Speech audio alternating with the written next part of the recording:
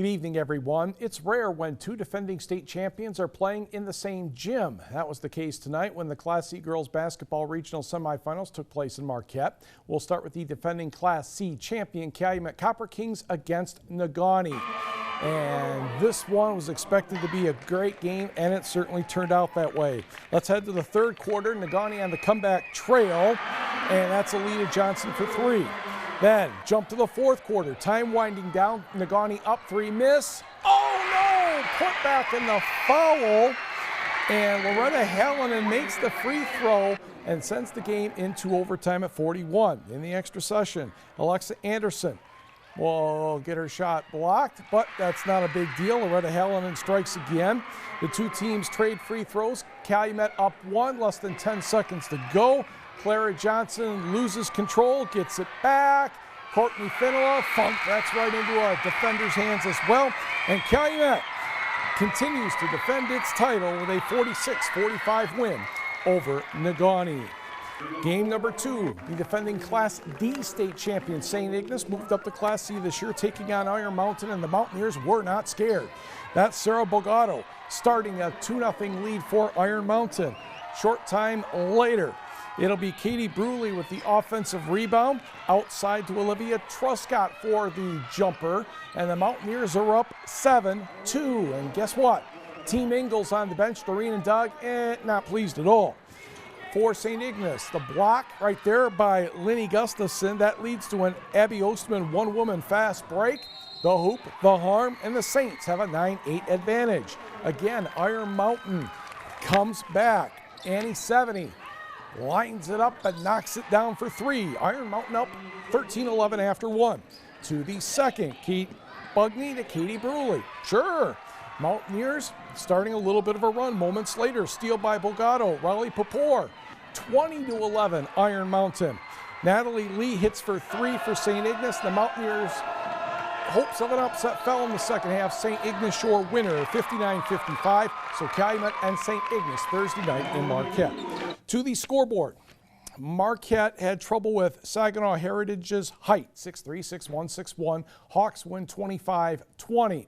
St. John's defeats Lapeer 53-28, so it's the Hawks and the Red Wings for the regional title in Class A.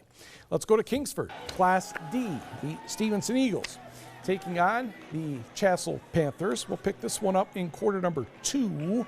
Stephenson trying to build a lead. Kelsey Johnson drives, gets the kind bounce. Eagles up 23-18.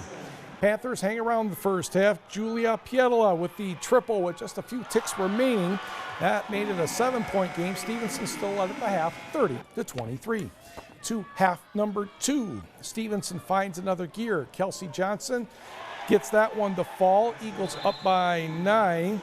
And then Tori Wangerin shovels it out to Carly Johnson. And quick reflexes puts that one in. Stevenson up 18. They go on to take this one 55-40. Game number 2. The Forest Park Trojans. The Munising Mustangs. No score until 4:30 left in the first quarter. Frankie Matson will battle underneath to get the hoop for the Mustangs, and it's 2-0 orange and black. Trojans tied the game, then Maria Stankiewicz. Oh, you cannot leave Maria Stankiewicz this wide open, because that will be the result. 5-2 Forest Park. To the second quarter, Cayenne Went will have one bounce out, but Matson is there for the putback. 6-5 Mustangs. Matson finished with 24. Trojans trying to say something about that, and Hannah Logan will be the one who says something about that. Nice drive and good-looking form on the shot. Trojans up 16-13. Forest Park wins 49-42. That sets up Thursday night at Kingsford, Stephenson against Forest Park. Now in Class D, we'd like to thank the cooperation of the Pickford Panthers and the Newberry Indians for both winning their games tonight. This means the quarterfinal will be next Tuesday at Negaunee. Panthers, no trouble with Mackinac City, 67-22. Good second half by Newberry. Bridget Stetzer had 21, and the Indians needed overtime before disposing Posen 58-54.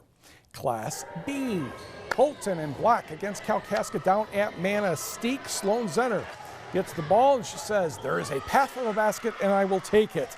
15-14, Gremlins after one. Then Megan Bugney with the three-pointer. However, the Blazers get a quick hoop from Natalie Rickman. She had 18, including 4 three-pointers. Houghton up 10 at the half and 14 in the third, but Mackenzie Wilkinson makes that triple. She had 21. Gremlins lead down to 2. 7 seconds left. Sloan Zenner with the steal. That's one way to stop a tie attempt. She makes 2 free throws. Houghton goes on to win this one 61-57. Zenner ended up with 27. On the board here, Houghton will take on Manistee on Thursday as Manistee defeated Reed City 53-28. The game is supposed to be in Grayling. We'll see if that ends up moving somewhere else. Division II hockey quarterfinals tonight. Marquette outshot Forest Hills Eastern by more than a 2-1 margin, and thud. Forest Hills Eastern scores with 10 seconds left in the third overtime, and the Redmond season has come to an end. 2-1 Forest Hills Eastern, and they will take on Romeo, as Romeo had no trouble with New Baltimore Anchor Bay 8-3. And in the NHL, the Red Wings come back a little short. Columbus your winner 5-3. And don't forget, all kinds of information is available on our website at uppermichigansource.com. Belated congratulations to the Marquette Senior High School figure skating team. They went down for the state championships in Novi over the weekend, and I can't find any results, but people tell me they won, so that's good enough for me on the Tuesday night. Yeah. So congratulations to the figure skating team. And 2 NMU divers have qualified for the finals, and Molly Kearney and Angela Probsfeld. So the Wildcat divers doing well at Indianapolis. Very nice. All right, thanks, Mike.